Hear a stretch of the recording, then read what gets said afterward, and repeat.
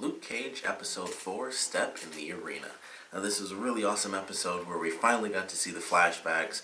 I feel like I can't even really say finally because it's only been the 4th episode, and I thought for sure, even though I'm assuming this is still the normal 12 to 13 episode season like the other shows, I really thought this wouldn't come until much later, in the season. I didn't think we'd get the flashback so early. And I really enjoyed this episode. We got to see the origins of Luke Cage, and of course, this is right after Luke is in prison, or Carl Lucas, as he was, his original name was known as. This is right after he gets in prison. It's literally like his first day as he's in the lineup and everything. And he knows that he was framed for some crime, which they still don't actually specify. I don't know if they're gonna, kind of save that where we actually get to see the people that tried to, or that, framed him for whatever it was, and tried to have him sent away for a super long time. Because even the guard, he was kind of, the way he made it seem is like, for what he did, the amount of years they gave him, he must have pissed somebody off. So he knows, like, even if he actually committed this crime, there's no reason he should be in here for this long. And so you know that some people set him up, and he's like, I didn't do it. And we still don't really know exactly what this crime is meant to be.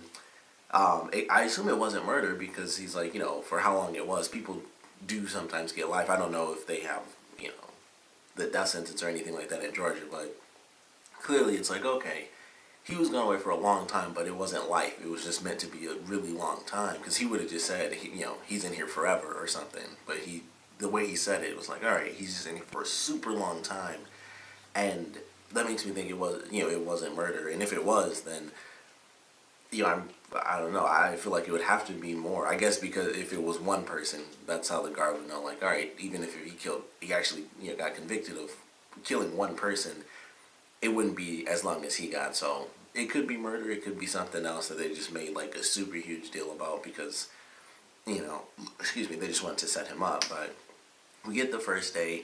He's in there. He's upset. The first night he actually cries because he didn't do it, and he's now in prison for a super long time for a crime that he didn't commit.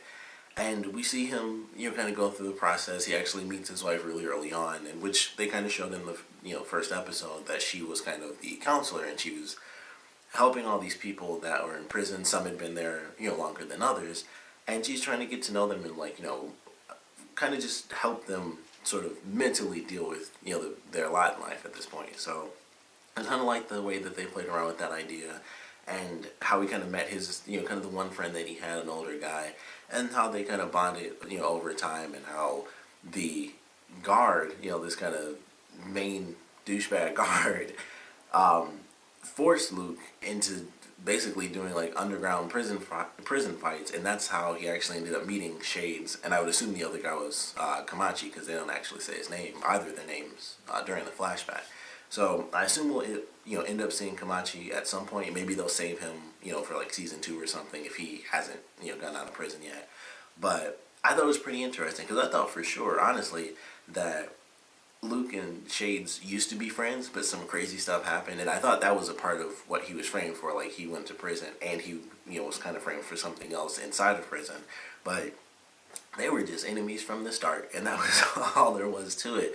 The guard sends the two of them in there to beat them up and test them, and that was pretty much it. They were just enemies from day one, and, they were the ones who were like, as far as being in prison, they were kind of living the high life. Like, oh, we get this and we get that as long as we fight and, win, of course.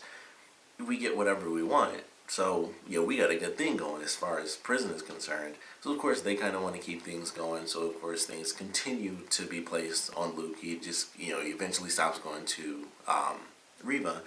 And then it's just like, all right, he's fighting, and it's just months and months, and his hair just grows super, super crazy, which I thought was really funny. But it just keeps going, and then eventually he decides he's, gonna get himself out of there. And I like the way they do this little tie-in, because the guy, I want to say his name was like Swiggles, basically. He tells him, or he asks him, like, how come you don't cut your hair and stuff? And he basically said, like, once I have a way to get out of here, that's when I'll do that. And that's what he does. Unfortunately, he gets beat up right after, and then finds out that his friend was actually killed. And that leads to the procedure where he's supposed to just actually get healed, but he ends up getting turned superhuman because the guy wanted to kill him and basically like burned him with acid. So the cop ends up dying, and in that regard, he also lost out on that opportunity to actually get justice for what was done to him, and as well as other people who didn't really want that done to them. Where it's like, oh, they threatened to hurt this woman. They actually did end up killing this guy just to get some news on what I wanted to do, and he wasn't able to really get that justice anymore because that guy was dead. I assume the scientist guy survived. Of course, he kind of had to take off at that, at that point. But I love the way they did him realizing he had powers because it was kind of like the first night where he was upset and he just kind of lost it. And of course, he punches and he's like, "Oh, that didn't hurt me. That hurt the wall." And then they just have him punching through, and it kind of fits with the ending scene where we get every couple of minutes, or not every couple of minutes, but we get a couple of minutes throughout the episode of him and Connie inside of this debris. So I thought that was pretty cool. I like the way that it all mashed together. They did, I didn't think they'd go so far with the costume, but because they had it in the trailer where he gets out of like the tub and he has like the I guess it's a tiara, really. I can't think of what else. The headband, that's what it is. He had like the headband and the wristbands, and I was like, oh, that's cool. That's how they're gonna reference it. But when he escaped and they actually had him get clothes, he had like literally the full costume, and he had the shirt, which was like basically unbuttoned, and that's how it is if you look at like the first comic. It's basically him yelling. I think he had more hair. He had like actual big afro in the comic books when he like first came out. But I thought that was really cool. It's like, that's kind of awesome. And I didn't think they'd do it that far. I thought they would just stop at like the headband and the wristbands. I was like, nope, full costume. And for like a split second, when he's like putting the belt on, he actually uses a chain, which is also an actual part of the costume. So I was like, wow, they literally did the full costume for like that split second and stuff. And I was like, that's really cool, because I thought they would really just, like I said, stop at the headband and wrist, or the headband and wristband. So I was like, that's cool that they actually went the whole way, did the half button up shirt and everything, which no one would actually do that in like half button up a shirt and stuff. So I was like, I love that they did it this way and did like the actual full costume, outside of him having like the big afro. But I was like, that's really cool. And of course, they, like everybody does in comic books, when they have like the super super old version of the costume that looks really silly, they of course poke fun at it, and he's like, you look like a damn fool, and then he takes the headband off. But I love the way they did that. I love the story, just how everything went through, and I'm kind of excited to see now really what happens with Shades, and if Kamachi's even going to come into this season, or if they're going to save him for season 2, because I feel like at this point, with them having that history, which admittedly, overall is kind of small history when you really think about it, but because it's a superhero thing, so I feel like something's gonna happen. I feel like Shades might actually make it through the season, and Cottonmouth will either get arrested or killed. But I think Shades will continue on, and then we'll get more like the Diamondback stuff and more on Shades, and kind of that rivalry continuing on from like maybe someone may have taken over for that one guard, but maybe nobody did. Maybe some crazy stuff really was found out, and things kind of got shut down, and they didn't have any of those crazy amenities and stuff like that. Although they seem like they did, because thinking back on episode 1 when Shades does show up, he was like, Seagate wasn't really shit. So I'm guessing that even though that guy died, they just kept it going, because there were obviously other guards that were in on it. So I was like, well, sucks for him, but we're still we're still going. So I don't know if that'll happen. I don't know if maybe Kamachi will come in and then he's like, look, I just want to take him out, and they team up, and that's how Luke ends up fighting both of them again. But I'm kind of curious what they're going to do with Shades now, as well as Kamachi, if he really does end up coming into this season, like I said. But really enjoyed the episode, and it was a cool way for them to really show off a character that actually already died, because they show Luke Cage's wife before she was his wife, and we actually get to see a lot of them together, which we don't have because she's dead. There isn't going to be, maybe we'll get some more flashbacks, maybe they'll do that in season 2, some of the other moments where maybe he was kind of a superhero, but he was like, I did that one big thing that she knew about, but I had to stay away from that superhero life, or something like that. We might get to see some of the early stuff that they did in order to survive, with him being this fugitive. So I like how they did that. I love the thing they did with the name, which I thought was funny. She's like, so Luke Freeman, and he's like, no, it's a bit on the nose. So I was like, I kind of like that. I thought that was pretty funny. But really enjoyed the episode.